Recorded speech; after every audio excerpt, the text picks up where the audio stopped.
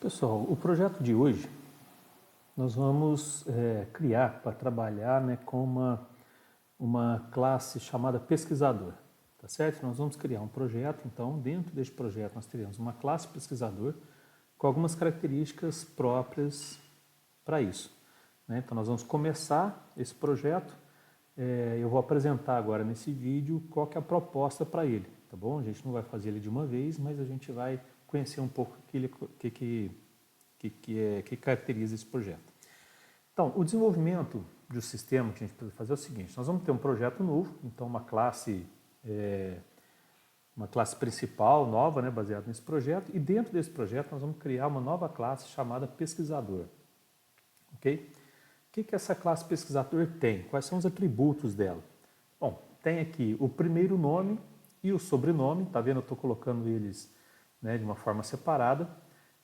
Eu tenho o nome completo, eu tenho a referência bibliográfica e referência bibliográfica 2 e o CPF. Tá? Esses são os dados do pesquisador que eu vou poder ter relacionado a cada objeto que eu criar dessa classe.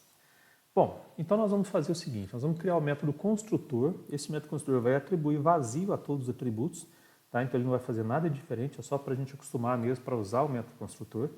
E nós vamos criar os métodos get e set para cada atributo desse, ou seja, como é que eu atribuo um primeiro nome, como é que eu atribuo um sobrenome, né, a partir dos dados do usuário. E eu vou fazer, tem uma característica que é o seguinte: o nome completo, o set nome completo, ele não vai pegar um valor recebido do usuário, ele vai pegar o que está no primeiro nome, né, mais o que está no sobrenome e vai fazer uma junção disso, tá certo? Com cuidado de deixar um espaço em branco no meio, né, para não ficar colado.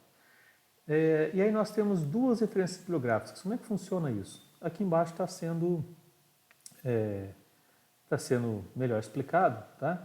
Que é o seguinte: o set referência bibliográfica, ele tem que criar referência no modelo que existe, que a gente usa às vezes, né? Que é o último sobrenome em maiúsculas, vírgula, o restante do nome. Então aqui tem um exemplo, ó, João Batista Correia Andrade. Como é que fica a referência dele? Andrade, em maiúsculas, vírgula, João Batista Correia.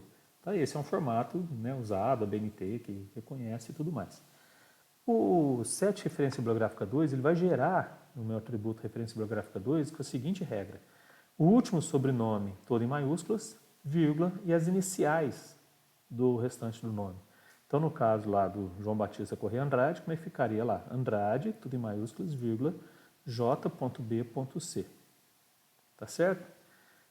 Outro elemento, o CPF. O CPF vai receber uma numeração de 11 dígitos e vai incluir os pontos e o traço nas posições adequadas, ou seja, são 3 dígitos, um ponto, 3 dígitos, outro ponto, 3 dígitos, um traço e mais 2 dígitos. Tá ok? Então, esses aqui são os sets e gets, características próprias. Além disso, nós vamos fazer também o seguinte: um método chamado último sobrenome maiúsculas. Esse método aqui ele serve para quê? Para ajudar a gente a fazer os dois sets de referência bibliográfica, tá? Que é gerar esse último sobrenome maiúsculo aqui para referência. Ele vai ter um outro método chamado valida CPF, e esse vai dar trabalho. Tá? O que esse valida CPF faz? Ele recebe o CPF, a princípio só numeração, e ele vai validar esse CPF. E tem uma regra para isso ser válido, né? Para poder ser validado. Tá? E esse aqui vai retornar o número inteiro, que é 0, se ele for válido, ou 1, 2, 3 ou 4, que são características aí que mostram para a gente que erro pode ter acontecido com o CPF. Além disso, a gente tem mais outros dois métodos, que são algum não numérico e dígitos iguais, retornam verdadeiro ou falso. O que é isso? Que método é esse? Eles são métodos utilizados para a gente poder usar aqui no método valida CPF. Tá bom? Então não são métodos assim que a gente precisa deixar públicos, porque eles vão ser usados apenas aqui nesse outro. Ok? Feito isso, então, a gente vai criar um código no método main da classe principal, a fim de criar um objeto da classe pesquisador, cadastrar os elementos desse objeto, né, com os cuidados necessários, por exemplo, só aceitar um CPF válido, né, e apresentar numa janela os dados cadastrados do projeto. Tá ok?